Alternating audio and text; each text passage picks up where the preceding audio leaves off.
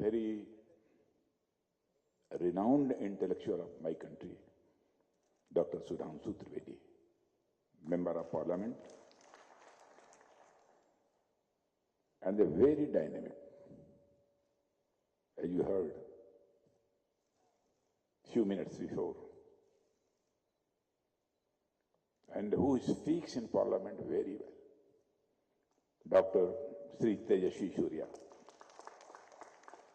Chairman and Managing Director, Bharat Forge Limited, Baba Kalyani ji, Executive Vice President, Head, Larsen and Toubro Defense, Arun Ramchandani ji, Sri H.V.S. Krishna, Chairman, IMS Foundation, Sri Om Prakash Gupta, All India General Secretary, Laghu Udyog Bharati, Sri Sachin Sabnis, President, Laghu Udyog Bharati, Cyril Pereira, MD, Touring Exhibitors,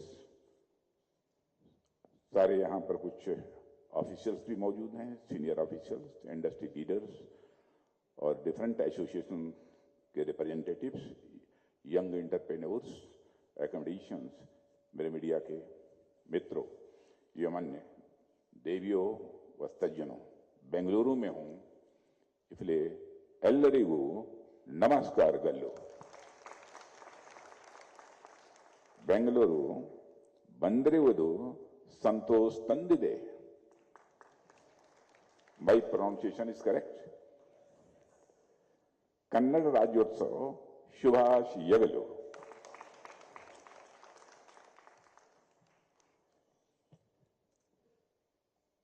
Brothers and sisters, neither I will speak in English nor Hindi, but I will speak in Hinglish.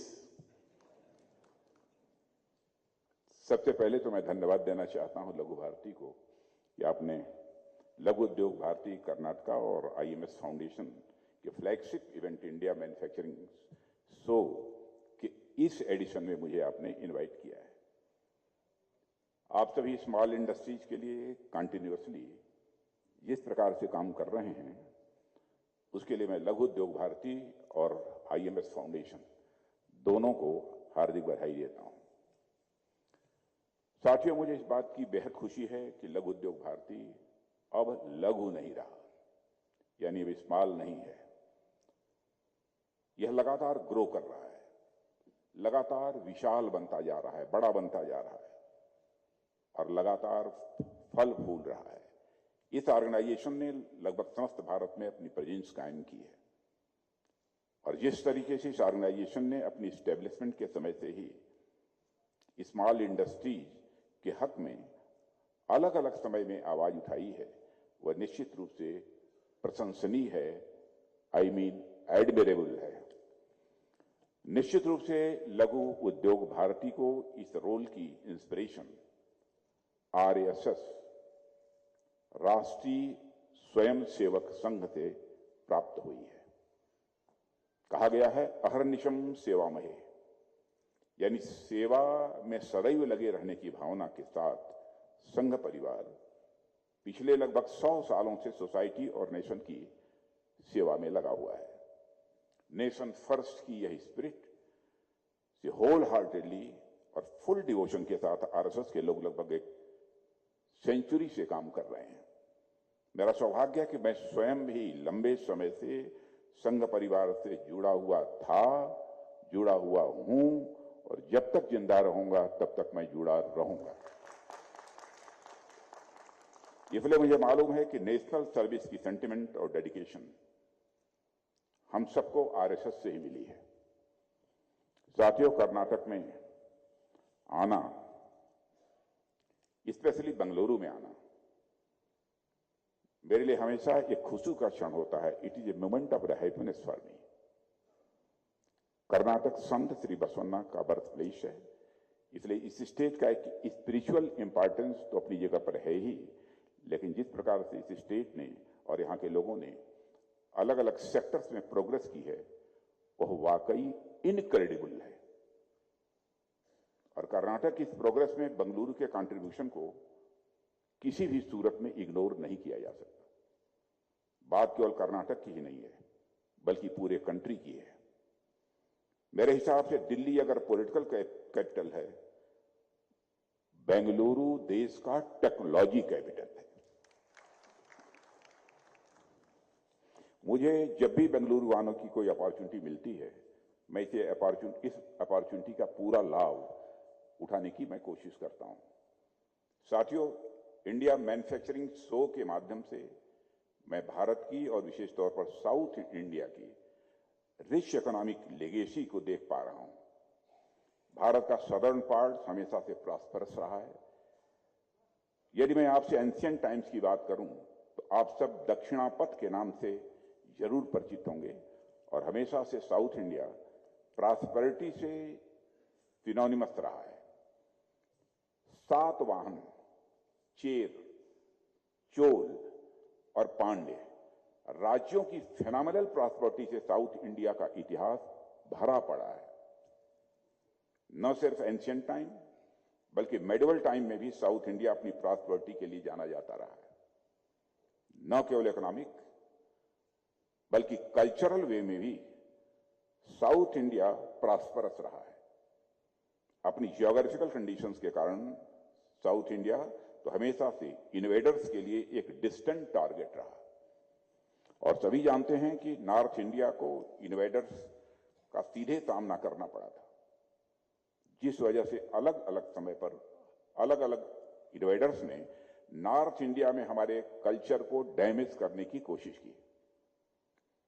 लेकिन दक्षिण भारत यानी south India invaders से comparatively कम affected रहा, जिसका result यह था कि हमारी इंडियन कल्चर साउथ इंडिया में कहीं अधिक वाइब्रेंट दिखाई देती है।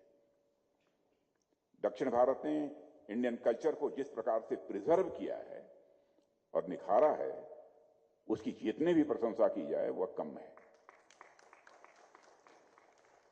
साथियों, राष्ट्र की कल्चरल हेरिटेज को सिक्योर रखने के लिए मैं दक्षिण भारत यानी साउथ इंडिया को भारत का एक कल्चरल फोर्ट्रेस मानता हूं, सांस्कृतिक दुर्ग मानता हूं, और साथ ही साउथ इंडिया इंडियन कल्चर का एक सेफ हाउस भी है। वर्तमान समय में भी भारत का सदर्न पार्ट जिस प्रकार से भारत के मल्टी डायमेंशनल डेवलपमेंट में कंट्रीब्यूशन दे रहा है, उससे हम सभी अच्छी तरह फैमिलियर हैं। आर्ट हो, लिटरेचर हो, कल्चर हो, सिनेमा हो या ज्ञान विज्ञान यानी नॉलेज एंड साइंस हो, साउथ इंडिया ने इन सबके डेवलपमेंट के जो नए डायमेंशंस गढ़े हैं, उसने पूरी दुनिया का ध्यान अपनी ओर अट्रैक्ट किया है। और मित्रों, हम जानते हैं कि सनराइज ईस्ट में होता है, भारत के लिए नॉर्थ ईस्टर्न स्टेट्स में सनराइज होता है। इस बात में भी कोई डाउट नहीं है कि भारत में यदि दिन का सूर्य या कहें प्रकाश का सूर्य भारत के ईस्ट में उगता है, तो डेवलपमेंट और साइंस का सूर्य भारत के साउथ में उगता है। आज यहां आप सबके बीच आकर मुझे इंडस्ट्री के बड़े समूह से मिलने और बातचीत करने का अवसर मिला है। वैसे तो मैं कई वर्षों से इंडस्ट्री से जुड़े लोगों से बराबर बातचीत करता रहता हूं, बाबा कल्याणी जी है, सब सारे लोग यहां पर बैठे हैं। लेकिन मैं जब भी आप लोगों से मिलता हूं, मेरे लिए वह एक ऐसी अपॉर्चुनिटी होती है जिसमें मुझे इंडस्ट्री और ग्रोथ रियलिटी के बारे में जानकारियां मिलती हैं कि वाकई में इस सेक्टर में कहां पर क्या हो रहा है, इस संबंध में एक डिटेल जानकारी मिलती है। और आज जब मैं यहां आप सबके बीच मौजूद हूं, तो मुझे इस देश के मैन्युफैक्चरिंग सेक्टर की बैकबोन यानी स्मॉल इंडस्ट्री, मैं भारत की मैन्युफैक्चरिंग सेक्टर की बैकबोन मानता हूं स्मॉल इंडस्ट्रीज को। यह स्मॉल इंडस्ट्रीज पर बातचीत करने का मुझे अवसर मिला है। इसलिए मैं इस अपॉर्चुनिटी का लाभ उठाते हुए आपसे स्मॉल इंडस्ट्रीज की स्थिति और नेशनल डेवलपमेंट में इनके रोल पर यहां पर कुछ बातें रखना चाहूंगा। साथियों, किसी नेशन के डेवलपमेंट में वहां की इंडस्ट्रीज का बहुत इंपॉर्टेंट कंट्रीब्यूशन होता है। जब भी इंडस्ट्रीज का जिक्र होता है, जब भी इंडस्ट्रीज की चर्चा होती है, दो तरह से सोचने वाले लोग सामने आते हैं। पहला ग्रुप तो वैसे लोगों का है जो इंडियन इकोनॉमी में प्राइवेट इंडस्ट्री के रोल को न सिर्फ समझते हैं बल्कि उसे एक्नॉलेज भी करते हैं। लेकिन एक ग्रुप है जो प्राइवेट इंडस्ट्री के इंपॉर्टेंस को एक्सेप्ट ही नहीं करते। ये न सिर्फ प्राइवेट इंडस्ट्री को नेगेटिवली देखते हैं बल्कि ऐसे लोगों का यह भी बेसलेस एलिगेशन होता है कि ये प्राइवेट इंडस्ट्री सिर्फ सेल्फिश मोटिव्स के आधार पर ऑपरेट होते हैं, जबकि वास्तव में ऐसा कुछ नहीं है। जो लोग इस प्रकार से सोचते हैं वो सेल्फिश मोटिव और प्रॉफिट मोटिव के बीच की जो फाइन लाइन है उसके बीच के अंतर को, उसके बीच के डिफरेंस को शायद वो समझते नहीं है। वो लोग इकोनॉमी की साधारण सी समझ नहीं रखते हैं, यह मैं साफ तौर पर दो टूक शब्दों में कहना चाहूंगा। प्राइवेट इंडस्ट्री यदि प्राइवेट मोटिव पर काम नहीं करेंगी तो वो इकोनॉमी में अपना कंट्रीब्यूशन कैसे दे पाएंगे, वो सोसाइटी के लिए वैल्यू कैसे क्रिएट कर पाएंगे। प्राइवेट इंडस्ट्री का प्रॉफिट भारत के करोड़ों परिवारों तक जाता है, जिससे इस देश की इकोनॉमी संचालित होती है। यदि यह सेल्फिश मोटिव होता तो यह दूसरों के लॉस की कीमत पर, लेकिन यह तो प्रॉफिट मोटिव है जो दूसरों के वेलफेयर के साथ आ रहा है। साथियों, प्राइवेट इंडस्ट्री जो प्रॉफिट अर्न करते हैं वह सोसाइटी में लौट कर जाता है। इसलिए मैं वैल्यू क्रिएट करने वाली इंडस्ट्रीज को, प्रॉफिट कमाने वाली इंडस्ट्रीज को राष्ट्र की सेवा में लगे हुए इंस्टीट्यूशन, संस्थानों की तरह मैं देखता हूं। प्रॉफिट के बारे में मैं अपने इंडस्ट्रियल फ्रेंड से यह कह सकता हूं कि profit is not selfish, profit is legitimate benefit. साथियों, अगर स्मॉल इंडस्ट्रीज की बात करें तो आप सभी को, यानी स्मॉल इंडस्ट्रीज को, मैं हमारी इकोनॉमी की मोटर कहूं तो यह कहना भी एग्जैगरेशन नहीं होगा। जितनी तेज मोटर चलती है हमारी इकोनॉमी की गाड़ी उतनी ही तेज भागती है। भारत तो एंशिएंट टाइम से ही स्मॉल इंडस्ट्रीज पर बेस्ड रहा है। भारत यदि एक समय पर सोने की चिड़िया कहा जाता था तो उसका एक बहुत बड़ा कारण यह भी था कि भारत के विलेजेस और टाउन्स में अनेक स्मॉल इंडस्ट्रीज थी जो उस विलेजेस और टाउन्स के लोगों को एम्प्लॉयमेंट जनरेट करती थी, प्रोवाइड करती थी और वहां की नीड्स को वो पूरा भी करती थी। एंशिएंट टाइम्स में यदि आप देखें तो भारत में कोई लार्ज स्केल इंडस्ट्रीज के उदाहरण नहीं मिलते हैं, बल्कि वे स्मॉल इंडस्ट्रीज ही थी जो विलेजेस और टाउन्स में पाई जाती थी पहले। और आप में से जिनका इंटरेस्ट हिस्ट्री में होगा वह जानते होंगे कि भारत में इंडस्ट्रियल सिचुएशन और पॉसिबिलिटीज का जायजा लेने के लिए अंग्रेजों ने 1916 में इंडियन इंडस्ट्रियल कमीशन यह गठित किया था। इस कमीशन का पर्पज यह दिखाना था कि इंडस्ट्रीज के संबंध में भारत कितना बैकवर्ड है, यह अंग्रेज साबित करना चाहते थे। और अप्रॉक्सीमेटली 300 पेजेस की एक अपनी रिपोर्ट कमीशन यह दिखाने में काफी हद तक सफल भी रही है। फिर भी एक दो इंपॉर्टेंट पॉइंट्स जो इससे जुड़ी हैं जिसे मैं ब्रीफली आपके सामने यहां पर रखना चाहूंगा।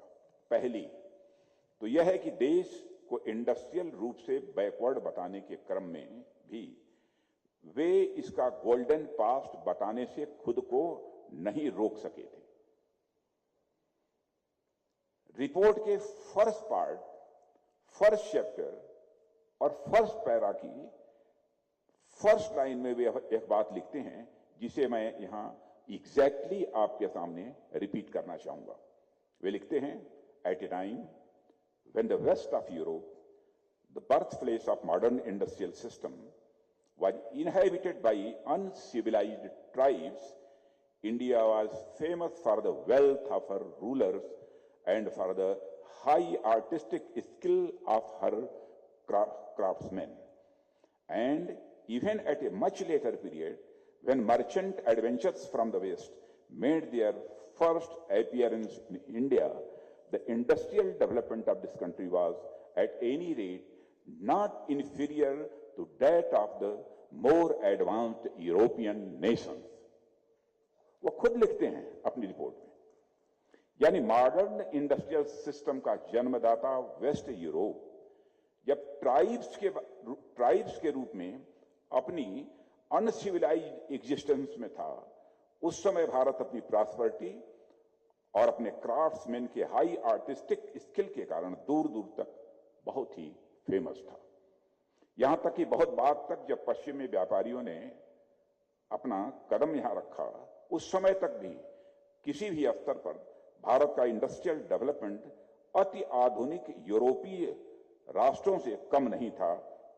यह था हमारा भारत साथियों, और भारत की इस महानता के पीछे हमारी स्मॉल इंडस्ट्रीज का एक मेजर रोल था। और दूसरी बात, कमीशन के इस रिपोर्ट के जवाब में पंडित मदन मोहन मालवीय जी ने लगभग 50 पेजेस का एक इंडिपेंडेंट नोट भी लिखा। इसमें आर्गुमेंट्स और ब्रिटिश स्कॉलर्स के ही दिए फैक्ट्स से उन्होंने यह याद दिलाया कि भारत प्रारंभ से ही इंडस्ट्री और ट्रेड के क्षेत्र में विश्व की लीडिंग कंट्रीज में से एक रहा है। उन्होंने 3 इंडस्ट्रीज के नाम गिनाए जिनके लिए भारत पूरी दुनिया में जाना जाता था। वह 3 एरियाज थे, टेक्सटाइल इंडस्ट्री, आयरन इंडस्ट्री और शिप बिल्डिंग इंडस्ट्री। ये सभी एंशिएंट टाइम में हमारी इंडस्ट्रियल कैपेबिलिटी की एक आइडेंटिटी थे, ये पहचान थे, और स्मॉल इंडस्ट्रीज का इसमें मेजर रोल था। आज जब मैं लघु उद्योग भारती के माध्यम से देश के अनेक लघु उद्योगों को आगे बढ़ता हुआ देख रहा हूं, तो मुझे हमारे देश का वही प्राइड फिर से वापस आता हुआ मुझे दिखाई दे रहा है। यानी हम अपने इसी विजन, अप्रोच और गति के साथ मैन्युफैक्चरिंग के क्षेत्र में आगे बढ़ते रहे तो वह दिन दूर नहीं है जब हम फुल सेल्फ रिलायंस के साथ साथ पूरी दुनिया के लिए मैन्युफैक्चरिंग हब के रूप में सामने आएंगे। साथियों, देश की सोशियो इकोनॉमिक डेवलपमेंट में स्मॉल इंडस्ट्रीज का बहुत इंपॉर्टेंट कंट्रीब्यूशन होता है। इस ग्राउंड रियलिटी को कोई इग्नोर नहीं कर सकता है। स्मॉल इंडस्ट्रीज की इंपॉर्टेंस इस बात में देखी जा सकती है कि इनकी एम्प्लॉयमेंट इलास्टिसिटी बहुत ही अधिक होती है, अर्थात एक निश्चित लेवल की इन्वेस्टमेंट पर स्मॉल इंडस्ट्रीज लार्ज इंडस्ट्रीज के कंपैरिजन में ज्यादा एम्प्लॉयमेंट अपॉर्चुनिटीज क्रिएट करती हैं। एम्प्लॉयमेंट क्रिएशन के अलावा स्मॉल इंडस्ट्रीज लार्ज इंडस्ट्रीज की कंपैरिजन में समाज में वेल्थ का ज्यादा इवन क्रिएशन तो करती ही हैं, इवन डिस्पर्सन भी इंश्योर करती हैं। इसके अतिरिक्त हमारी कई एमएसएमईज एक्सपोर्ट भी अच्छा कर रही हैं और वर्ल्ड की सबसे बड़ी कंपनीज में ग्लोबल सप्लाई चेन का हमारी स्मॉल इंडस्ट्री पार्ट भी बन रही है। साथियों, हिंदी में है कि आप सबने एक रहीम का दोहा सुना होगा, रहीमन देखी बड़ेन को लघु न दीजिए डार। बड़े को देखकर छोटों को छोड़ नहीं देना चाहिए। जहां काम आवे सुई, जहां निडिल का काम होता है, कहां करे तलवार, जहां काम निडिल का है वह काम स्वॉर्ड नहीं कर सकता, यानी तलवार नहीं कर सकती। मतलब हर चीज का एक अपना इंपॉर्टेंस होता है। यदि आपके पास कोई बड़ी महंगी वस्तु आ गई तो इसका मतलब यह नहीं है कि आपके पास जो पहले से छोटी वस्तु थी उसका इंपॉर्टेंस कम हो गया अथवा कम हो जाएगा। हर वस्तु का एक अपना इंपॉर्टेंस होता है। जहां निडिल काम आ सकती है वहां निडिल, और यानी निडिल ही काम आएगी, तलवार यानी सोर्ड यह काम नहीं आएगा। ठीक इसी प्रकार हैवी इंडस्ट्रीज का अपना एक इंपॉर्टेंस है। हैवी इंडस्ट्रीज के इंपॉर्टेंस को भी इग्नोर नहीं किया जा सकता। वह भी देश के डेवलपमेंट में एक बड़ी भूमिका निभाते हैं, लेकिन हमारी जो स्मॉल इंडस्ट्रीज हैं उनको इग्नोर करके नेशन डेवलप नहीं कर सकते हैं। इस सच्चाई को भी हमको स्वीकार करना पड़ेगा। एक और बात मैं आपके एक बात पर और आपका ध्यान आपने दिया होगा कि लार्ज इंडस्ट्रीज के कंपैरिजन में स्मॉल इंडस्ट्रीज आसानी से चेंजेस को, जो भी चेंजेस होते हैं उनको एडॉप्ट कर लेते हैं। इनकी यही एडॉप्टेबिलिटी इन छोटे उद्योगों में इनोवेशन की पॉसिबिलिटीज को बढ़ाती है। सामान्यतः ऐसा देखा जाता है कि जायंट इंडस्ट्रीज के पास कैपिटल तो होती है, लेकिन उनके अंदर नए आइडियाज को एक्सप्लोर करने का उतना स्कोप नहीं होता है जितना स्मॉल इंडस्ट्रीज के पास होता है। इसलिए कई बार new products, services and business models के मामले में स्मॉल इंडस्ट्रीज लार्ज इंडस्ट्रीज के कंपैरिजन में ज्यादा अधिक इनोवेशन ले आते हैं। इसके साथ ही स्मॉल इंडस्ट्रीज राष्ट्र की इकोनॉमी को स्टेबिलिटी भी देते हैं।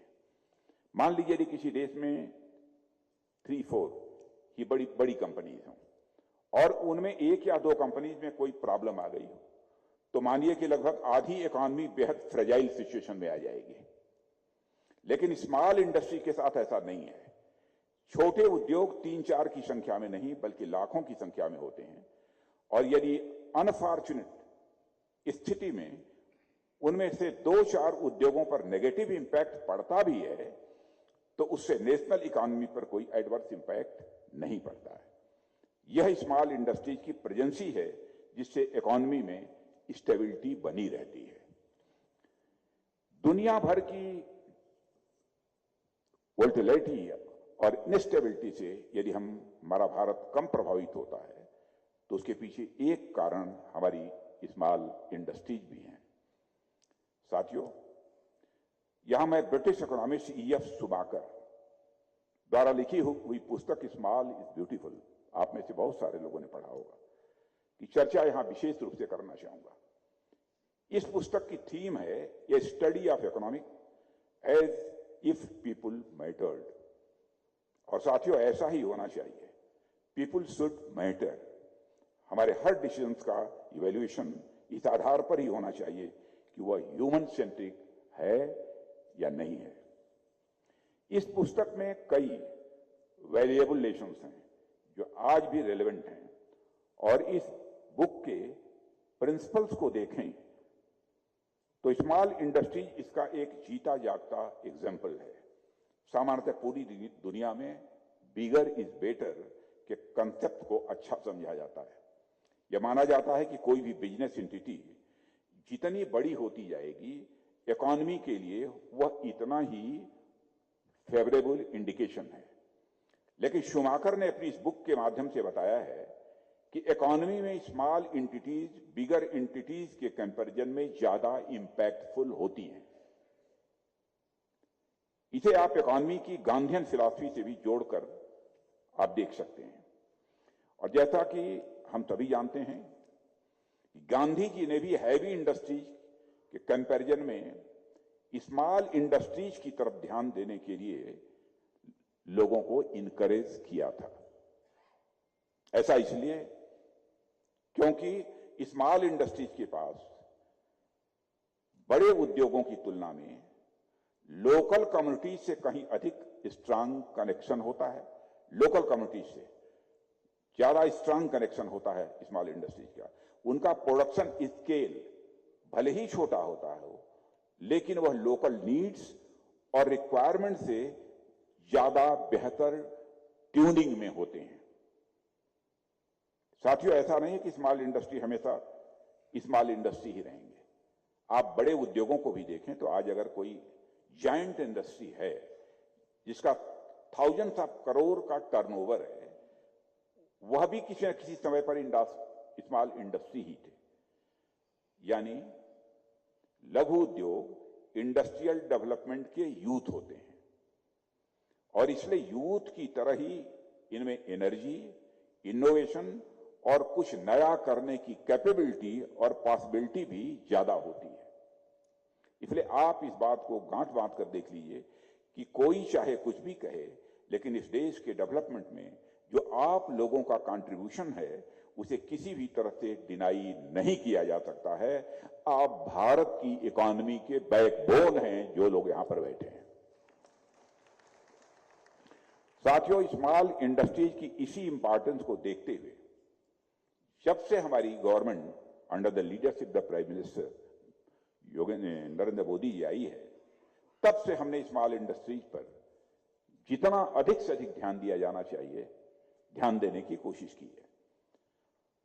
देश की सेवा का अवसर मिलते ही जिन एरियाज में हम लोगों ने सबसे पहले कदम आगे बढ़ाया, हमारे स्मॉल एंटरप्रेन्योर्स का अपलिफ्टमेंट उनमें एक था। हमारे प्राइम मिनिस्टर ने 2015 में उन्होंने एक मुद्रा स्कीम लॉन्च की थी।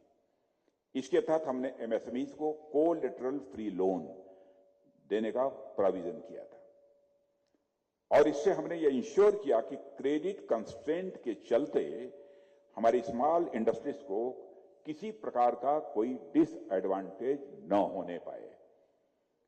कोविड की अनफॉर्चुनेट एपिडेमिक के दौरान, जिसकी अभी मिस्टर तेजस्वी सूर्या चर्चा कर रहे थे, जब दुनिया भर में इंडस्ट्रीज स्ट्रगल कर रही थी, उस समय हमारी सरकार ने माइक्रो ने स्मॉल इंडस्ट्रीज के लिए करोड़ों रुपए का एडिशनल क्रेडिट लोगों को उपलब्ध कराया था। और उस समय ऐसा करना हमारे लिए कोई आसान काम नहीं था, बल्कि बहुत ही मुश्किल काम था। बहुत से लोन्स के डूब जाने का भी यह खतरा बना हुआ था, पर हमने अपने स्मॉल इंडस्ट्रियल्स के लिए इसका खतरा उठाया। इस रिस्क को हमने उठाने में रंच मात्र भी हेजिटेट नहीं किया और हमने इस बात पर भी जोर दिया कि सारे खतरे एक तरफ और हमारे इंडस्ट्रीज का वेलफेयर एक तरफ, और इस दिशा में हम आगे बढ़े। साथियों, एमएसएमईज के लिए क्रेडिट के इजी एक्सेस को एनेबल करने के लिए हमारे प्रधानमंत्री जी द्वारा 59 मिनट्स लोन पोर्टल की भी उस समय शुरुआत की गई थी। इस 59 मिनट्स लोन पोर्टल के बारे में भी आपको अच्छी तरह जानकारी होगी। इसके अतिरिक्त 2018 से ही हमने सरकार के सभी मिनिस्ट्रीज और डिपार्टमेंट्स के लिए भी इस बात को कंपलसरी कर दिया है कि वह कम से कम 25% तक की परचेज एमएसएमईज के ही माध्यम से करें। और हमारे यंग इंडस्ट्रियलिस्ट और स्टार्टअप्स के लिए हमने देश में ऐसा एनवायरनमेंट क्रिएट किया जैसा पहले मैं दावे के साथ कह सकता हूं कभी नहीं रहा है। इसका परिणाम यह हुआ है कि आज देश में 1 लाख से अधिक संख्या में हमारे स्टार्टअप्स हैं और उसमें 100 से अधिक यूनिकॉर्न्स का नंबर हो गया है। ऐसे अनेक प्रयास हमने स्टार्टअप और छोटे उद्योगों की जीवंतता को बनाए रखने के लिए किया है हम लोगों ने।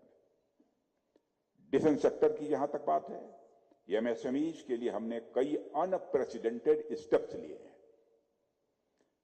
हम पहली ऐसी सरकार हैं इंडिपेंडेंट इंडिया की जिसने वेपन्स के इंपोर्ट के लिए खुद पर ही रिस्ट्रिक्शंस लगा दिए हैं कि वेपन्स का इंपोर्ट हम जितना कम से कम होगा वो करने की हम कोशिश करेंगे। माने वेपन्स के इंपोर्ट के लिए अपने पर ही हमने रिस्ट्रिक्शंस इंपोज कर लिए हैं। हमने 5 पॉजिटिव इंडिजिनाइजेशन लिस्ट जारी की है, जिसके तहत 509 इक्विपमेंट्स ऐसे आइडेंटिफाई किए गए हैं जिनकी मैन्युफैक्चरिंग अब होगी तो केवल भारत में होगी, भारत की धरती पर होगी, भारतवासियों के हाथों से होगी। इसके अतिरिक्त हमने डिफेंस पब्लिक सेक्टर अंडरटेकिंग्स के लिए भी 4 पॉजिटिव इंडिजिनाइजेशन लिस्ट जारी की है, जिसके तहत 4666 ऐसे आइटम्स आइडेंटिफाई किए हैं जिनकी मैन्युफैक्चरिंग हमारे देश में ही होगी और हमारे देशवासियों के हाथों से ही होगी। हमने डिफेंस मैन्युफैक्चरिंग में भी स्टार्टअप्स के माध्यम से न्यू आइडियाज को भी इनवाइट किया है।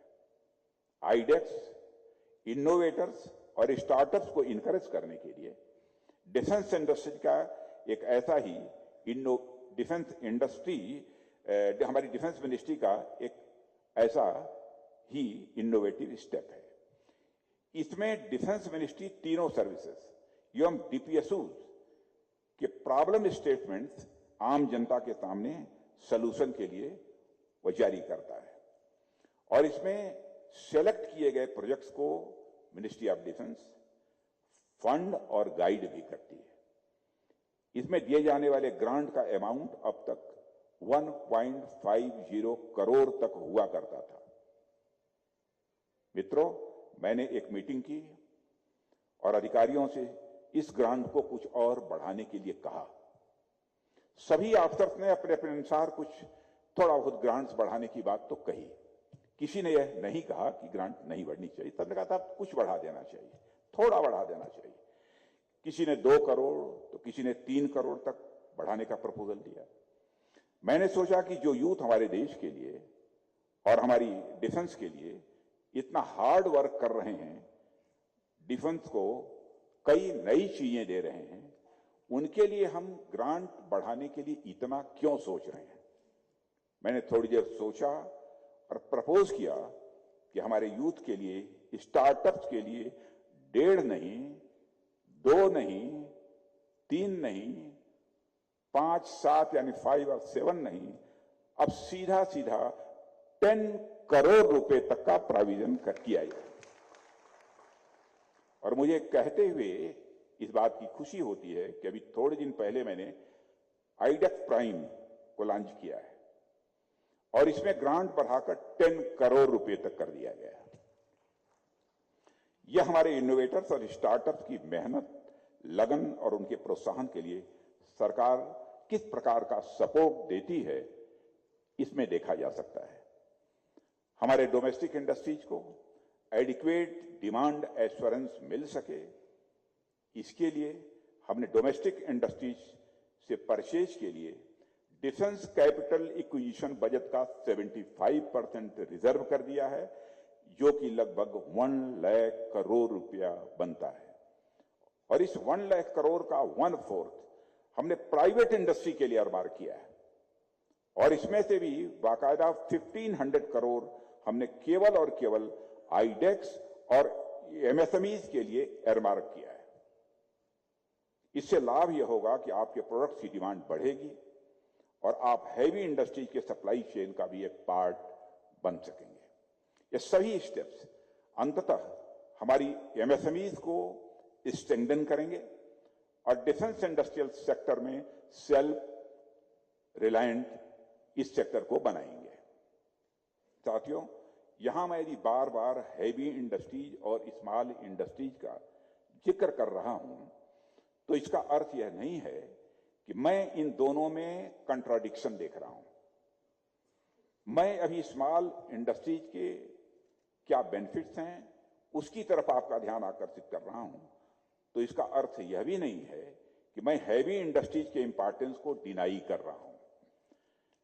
मैं जानता हूं वास्तव में जितनी भी स्मॉल इंडस्ट्रीज और हैवी इंडस्ट्रीज हैं उनके बीच एक सिम्बियोटिक रिलेशन है।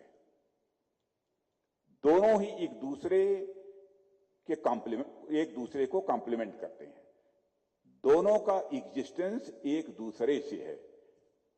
और आप सब लोग तो इकोनॉमी की समझ रखने वाले लोग यहां पर आप सभी लोग बैठे हैं, आप forward linkage and backward linkage के बारे में अच्छी तरह जानते हैं। अर्थात किस प्रकार बड़े उद्योग अपनी प्रॉफिटेबिलिटी के लिए छोटे उद्योगों पर और छोटे उद्योग अपनी प्रॉफिटेबिलिटी के लिए बड़े उद्योगों पर डिपेंड करते हैं। इसलिए मैं चाहता हूं कि कल को यदि आप स्मॉल इंडस्ट्री से हैवी इंडस्ट्री की तरफ आगे बढ़ें और कल को यदि आप कोई बड़ी कंपनी के रूप में डेवलप हुए तो आपको स्मॉल इंडस्ट्रीज को भूलना नहीं है, बल्कि उन्हें भी साथ लेकर चलना है। मैं तो चाहता हूं कि आप सभी बड़े इंडस्ट्रीज बन जाएं। और साथियों, लघु उद्योग भारती एक इंडस्ट्री एसोसिएशन है। कई सारे स्मॉल इंडस्ट्रीज के लोग इससे जुड़े हुए हैं, इसलिए इसे मैं गवर्नमेंट और इंडस्ट्री के बीच एक ब्रिज की तरह देखता हूं। और जैसा कि हम जानते हैं कि ब्रिज कभी वन वे नहीं होते हैं, वहां रास्ते टू वे होते हैं। इसलिए मैं आपको आपके रोल को भी टू वे देखता हूं। पहला रोल तो यह कि आप एक संस्थान के रूप में स्मॉल इंडस्ट्री की जो भी प्रॉब्लम्स हैं उन सारी प्रॉब्लम से सरकार को अवेयर कराएं। अर्थात यदि बिना मतलब का कोई नियम है, कोई कानून है, कोई रूल है, कुछ भी है, कागजी कार्रवाई है, मल्टी लेयर्ड क्लियरेंसेज आदि हैं, लॉ एंड ऑर्डर से संबंधित कोई इशू है या इसी तरह की और कोई बात है, तो उससे आप हमें अवेयर कराएं। सरकार उन पर विचार करेगी और उनका as far as possible solution भी निकालेगी, यह मैं आपको एश्योर करना चाहता हूं। पर इसके साथ ही आपका एक और दूसरा रोल भी है जिसे मैं उतना ही महत्वपूर्ण समझता हूं। वह यह कि यदि इंडस्ट्रीज को गवर्नमेंट एंड सोसाइटी से कुछ एक्सपेक्टेशंस हैं तो गवर्नमेंट एंड सोसाइटीज को भी इंडस्ट्री से कुछ एक्सपेक्टेशंस होती हैं। और यही आपकी दूसरी भूमिका है कि आप एक इंडस्ट्री एसोसिएशन होने के नाते उस एक्सपेक्टेशन के हिसाब से काम करें। इंडस्ट्री की रिस्पांसिबिलिटी जितनी अपनी बैलेंस शीट के प्रति होती है, प्रॉफिट एंड लॉस स्टेटमेंट्स के प्रति होती है, उतनी ही रिस्पांसिबिलिटी समाज और राष्ट्र के प्रति भी होती है। ऐसे में आप विश्वास है, आप इंश्योर करें कि आप राष्ट्र को टॉप क्वालिटी और कॉस्ट इफेक्टिव प्रोडक्ट्स दे सकें। आप अपने सभी स्टेक होल्डर्स, चाहे वे आपके क्लाइंट्स हों, आपके एम्प्लॉइज हों या फिर आपकी स्टैब्लिशमेंट के आसपास स्थित कम्युनिटी, आप उनके इंटरेस्ट का पूरा ध्यान रखते ही होंगे। कहीं देखें, समय समय पर उसको रिव्यू भी करते रहें, कहीं पर कोई कमी रह गई है उसे भी दूर करने की कोशिश करें। इन्वायरमेंट का ध्यान रखते हुए क्लीन टेक्नोलॉजीज के इस्तेमाल को जितना हम आगे बढ़ा सकते हैं, जितना हम बढ़ावा दे सकते हैं, हमें बढ़ावा देने की कोशिश करनी चाहिए। साथियों, सोसाइटी के प्रति रेस्पॉन्सिबिलिटी निभाने की बात जब मैं करता हूं तो मेरा इंटेंट सिर्फ कॉर्पोरेट सोशल रेस्पॉन्सिबिलिटी में अपना प्रॉफिट का कुछ अंश देने से ही नहीं है। मेरा इंटेंट इस बात से है कि जिस समाज ने आप सबको इतना कुछ दिया है, उस समाज के प्रति रेस्पॉन्सिबिलिटी आपके अंदर से ही आनी चाहिए और उस समाज में एजुकेशन, हेल्थ और सैनिटेशन जैसी बेसिक फैसिलिटीज के डेवलपमेंट के लिए जितना हो सके उतना आपको सरकार का सहयोग करना चाहिए। यह हमारी आपसे अपेक्षा है। करते भी हैं लोग, मैं यह भी कहना चाहता हूं कि नहीं करते। मुझे पूरा विश्वास है कि लघु उद्योग भारती और उसके साथ जुड़ी सभी एमएसएमईज इस दिशा में भारत सरकार के साथ कदम से कदम मिलाकर वह आगे बढ़ेंगे। मैं आपको यह भी एश्योर यहां करना चाहूंगा कि भारत को एक डेवलप्ड नेशन बनाने की दिशा में अगर आप एक कदम आगे बढ़ते हैं तो सरकार 10 कदम आगे बढ़ने के लिए तैयार है। इसलिए आगे बढ़ने का यही समय है, आगे बढ़ने का सही समय है। मुझे विश्वास है कि आप सभी मिलकर भारत को सशक्त बनाने के सरकार के प्रयासों में अपना इंपॉर्टेंट कंट्रीब्यूशन दे रहे हैं, भविष्य में भी देते रहेंगे। इस अवसर पर अधिक कुछ न कहते हुए मैं एक बार फिर मुझे आप यहां पर इनवाइट करने के लिए आप सभी को धन्यवाद देता हूं और आप सभी के फ्यूचर प्लान्स में सक्सेस के लिए अपनी शुभकामनाओं के साथ अपना एड्रेस यहीं पर समाप्त करता हूं। आप सबको बहुत बहुत धन्यवाद।